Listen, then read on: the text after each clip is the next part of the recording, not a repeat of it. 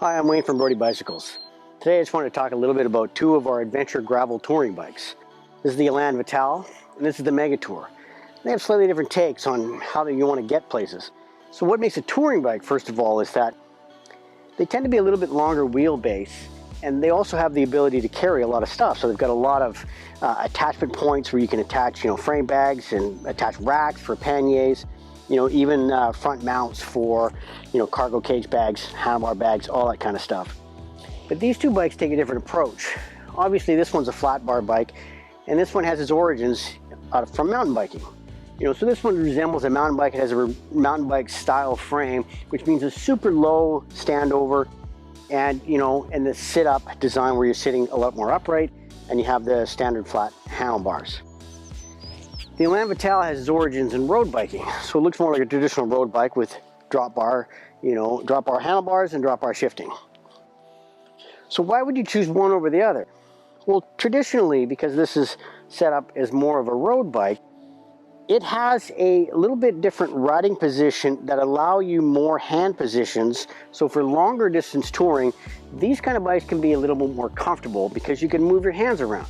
So most of the time you spend your time on the hoods, but if you're going faster downhill, you can get more aerodynamic by going down into the drops. But also for climbing, you can throw your hands up here, and each time you change your hand position, you change your spine position a little bit, and it relieves some of the pressure on the rest of your body instead of staying in one position all the time. Whereas on a flat bar bike, you tend to be in one position most of the time. Now this bike does come with a flat D-style handlebar that has a couple of bars in here. I'll show you that in a minute. And that does allow you for some additional handhold points, so you can get a few different positions for seating. But overall, for long distances, if you're sitting straight upright like this, initially it might seem more comfortable, but over time it starts to wear you out a little bit more. But there are some advantages to this style of bike in that with the flat handlebars, you have more options for attaching different bags and so forth to the top of the handlebars.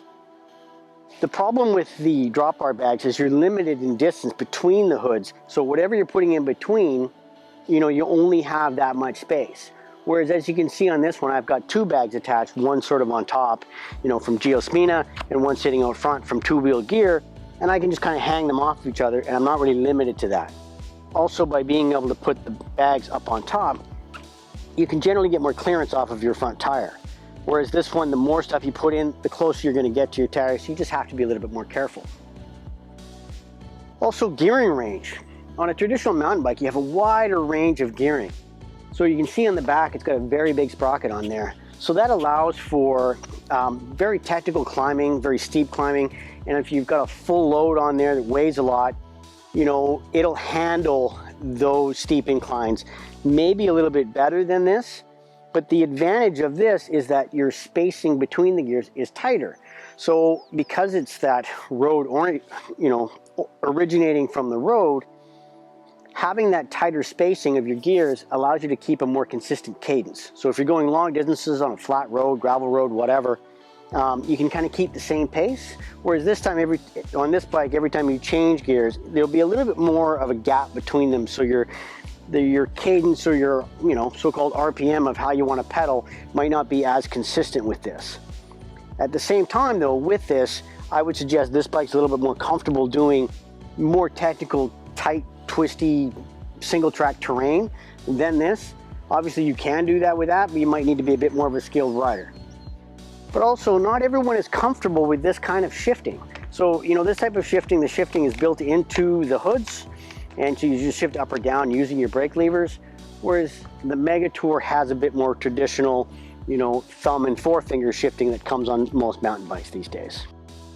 So I know that it's not a apples to apples comparison because the price difference is quite a bit with these bikes, but we do have, this is the Elan Vital, and we do have an Elan. The Elan version, the standard Elan, is a bit more price competitive to the Megatour, but the Elan is a little bit more geared towards more road than it is, or at least smooth gravel, as opposed to the Elan Vital, which is set up a little more aggressively, so this can handle, a heavier gravel type touring.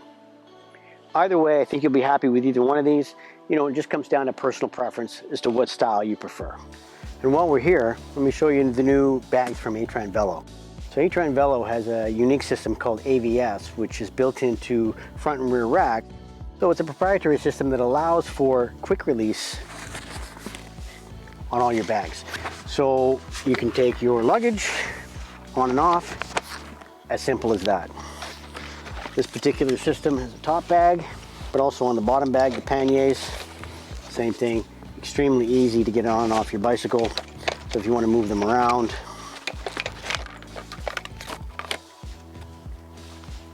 locked in place already. Super simple, super quick.